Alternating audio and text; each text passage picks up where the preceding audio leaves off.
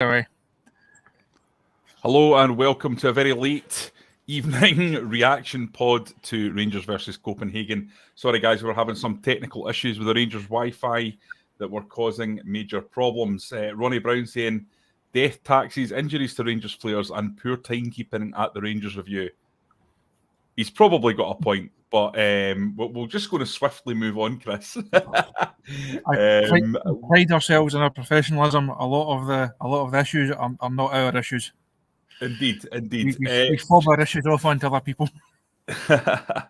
Listen, the game itself we can touch on a little bit, but let's go straight into the manager because some fascinating comments from Philippe Clement tonight.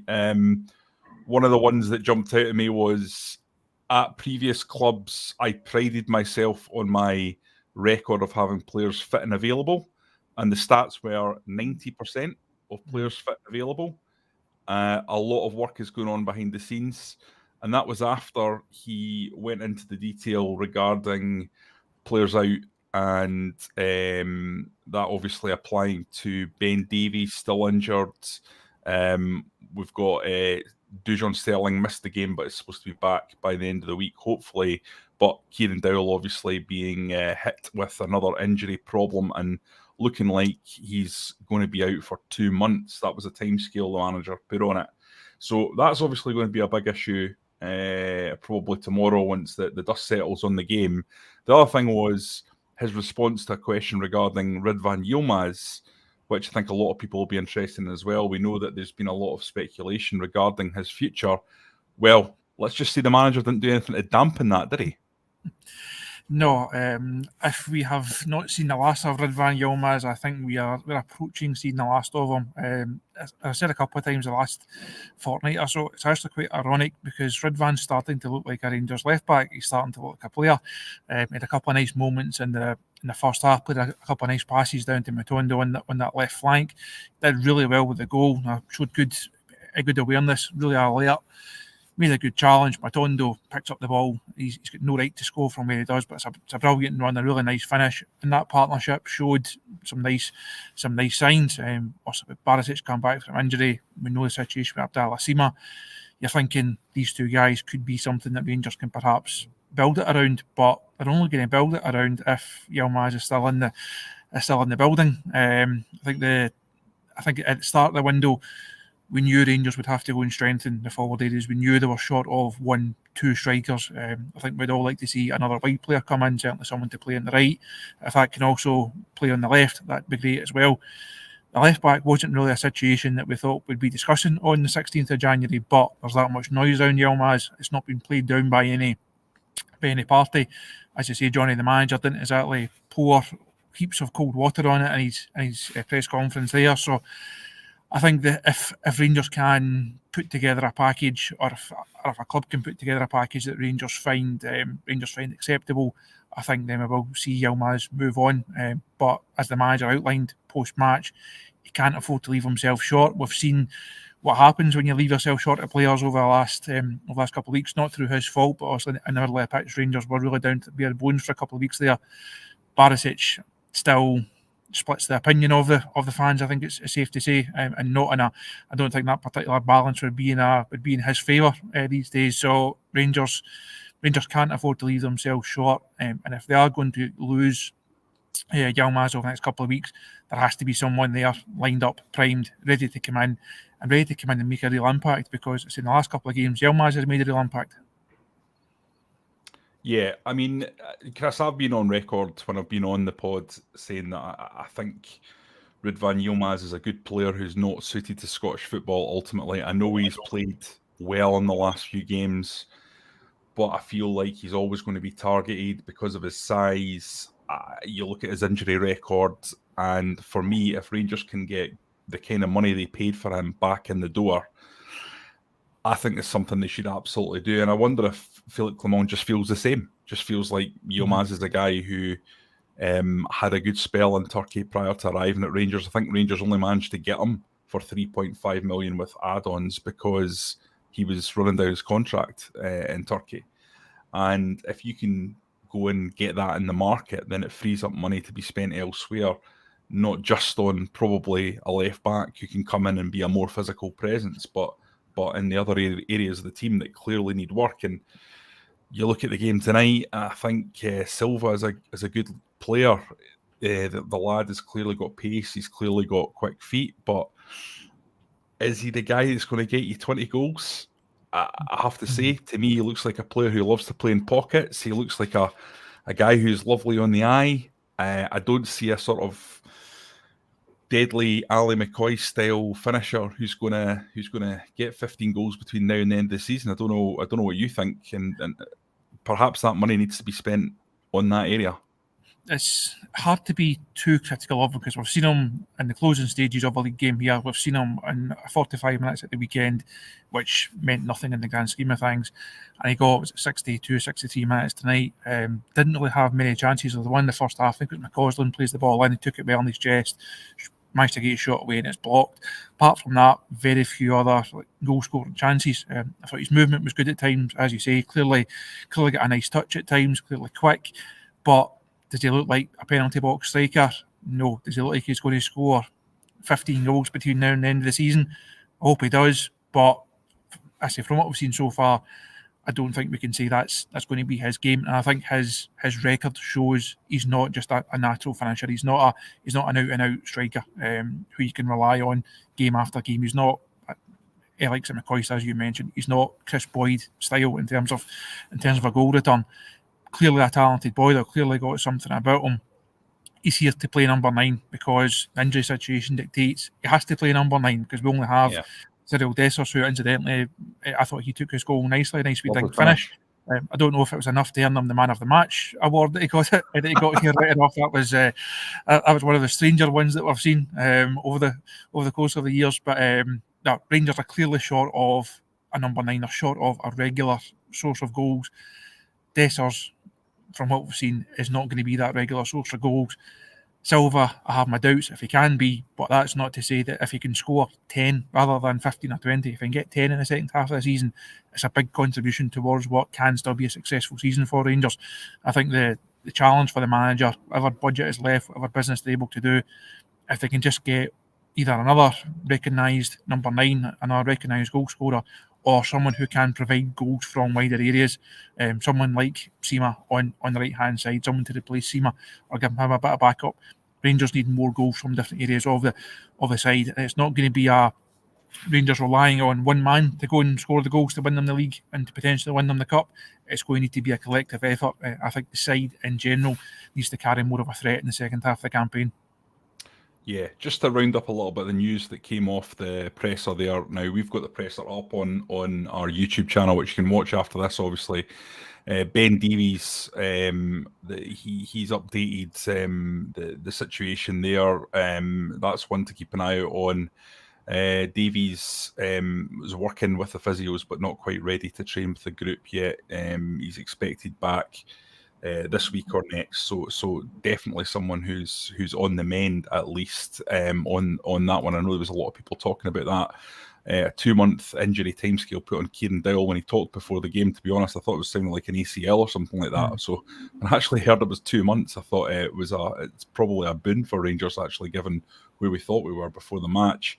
And then obviously, as we've discussed, the situation with Rıdvan.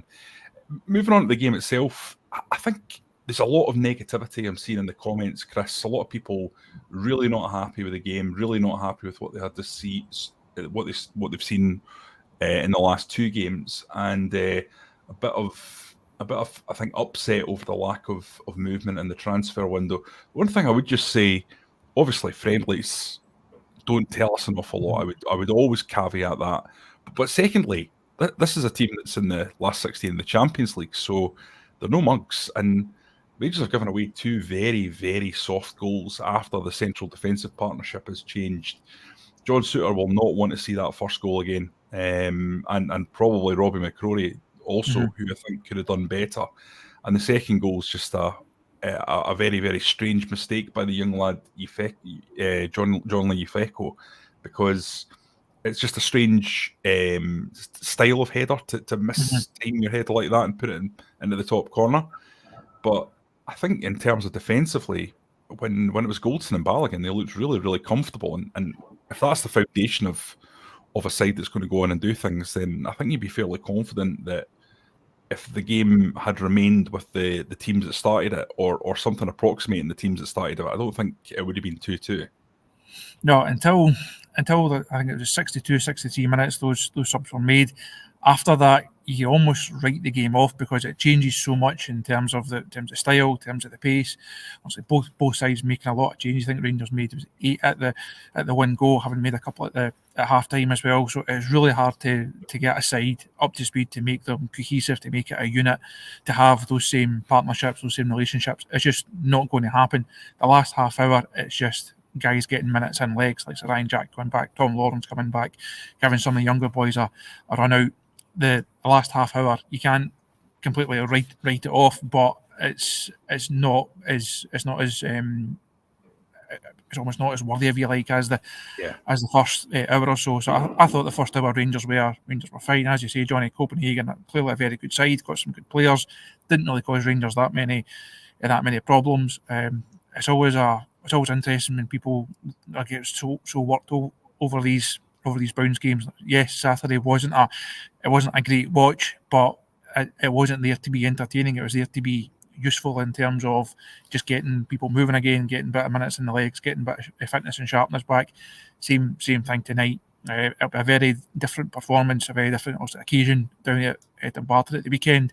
It's all about, in Premiership terms, it's all about Hibs next week. As I said in my analysis piece on the website, that side tonight is going to look very, very similar, I think, to the team that starts next week. One, because there's a lot of guys that started tonight are first choices in their respective positions. But the other players that are coming back, like Jack, like Cifuentes, like Lawrence, they're not going to suddenly challenge Raskin, who's just a couple of weeks ahead of them in terms of their respective recoveries. Also, we'll need to wait and see what happens with Ben Davies. So you'd imagine it'll be Suter that comes in and partners Balogun with Goldson suspended.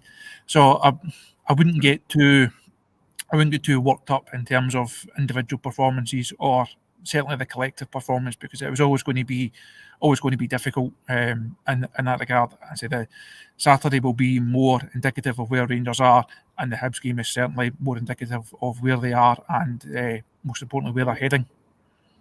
Yeah, indeed. I suppose the bright spot in I thought a pretty decent first half performance overall, quite controlled, was Ravi Matondo's goal, Chris, which once again underlines, I think there's a player there. It's just trying to find a way to get the consistency, not just the flashes of talent that we've seen from him. But again tonight, Rıdvan does well to set him up, to be fair, makes a wonderful interception.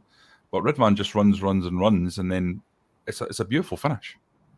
And you're only 3 minutes beforehand where he's through. He's only got the keeper to beat. He tries to find the far corner with a lob, and is closer to finding the corner flag with it. And those moments almost sum up Ravi Matondo. He's quick, he's direct. He'll cause defenders a world of problems with that pace and with those attributes.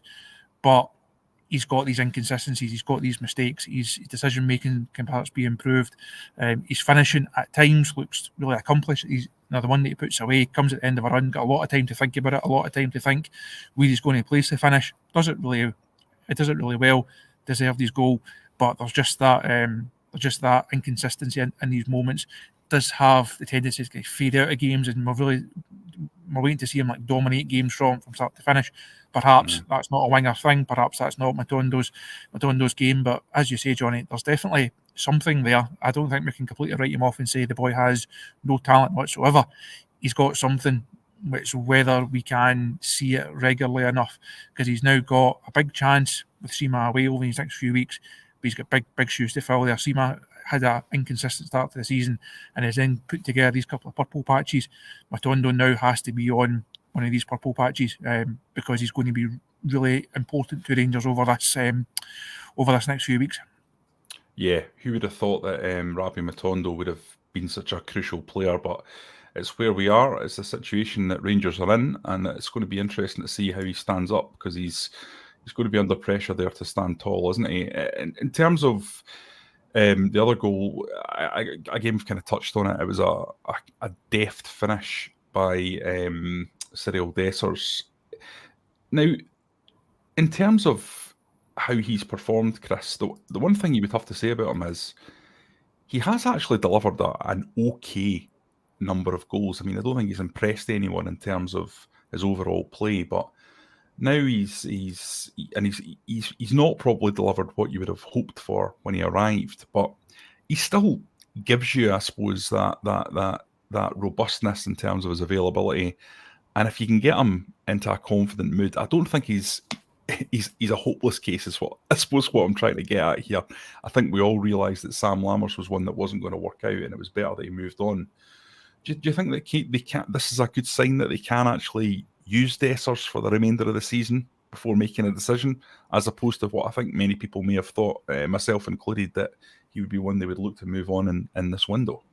I'd now be surprised if he moved on. That's not to say he's going to be a regular starter. That's not Indeed. to say he's going to have a long and successful Rangers career. But he does, I think, have a part to play. His goal return under the manager is good, and I know there's still huge questions of his quality, of his value for money, of his long-term future here. But Rangers need him to contribute. If you think you're expecting, we're saying 10, 12 goals from Silva, if Dessers can somehow produce a similar level, it'd be quite a transformation. Now, I have my doubts whether he can do it or not. I think he's okay. He's not the type of guy you're going to go and build a forward line round about. You don't really want to be relying on him, but he's robust. He's put together a number of games. So the performances there are a bit questionable at times, but he's going to be required. I don't see Rangers going out and signing another 2 strikers. So if they're going to have 3, it's going to be Dessers, Silva, and another, because we're in no situation with Danilo, the manager. I addressed that with Josh over in Spain. Situation with Kamal Roof is so often it's up in the air. So Dessers is going to have a part to play, and ultimately it's down to him how big a part that is. Yeah, 100%. Listen, people are saying Rangers need another striker, and I don't think there's any doubt of that. Aldo's saying, Jonny, seriously? Aldo, all I'm trying to say is he's going to be a squad player. He's going to be someone that's going to be used. I think we're going to see quite a number of Cyril Dessers minutes, whether we would rather have someone else in there or not. And that's the kind of only point I'm trying to make. I absolutely think if this Rangers squad is going into the end of this window, if it's going into the end of January, and we're looking at Silva and Dessers, I think Rangers are going to have a real struggle. I think there needs to be another guy who's brought in who can hit the back of the net regularly. Chris, that's an absolute certainty. Listen, we're going to call it a night there. It is getting late, Chris, and you're going to be back on tomorrow morning. So let's call it a night, and I'm sure there'll be a lot more discussion tomorrow on this game. Listen, thanks to everyone who's tuned in. Thanks to you, Chris, for joining us, and we will be back again before long to discuss all the fallout from the game, including the manager's comments, in a little bit more detail. Cheers.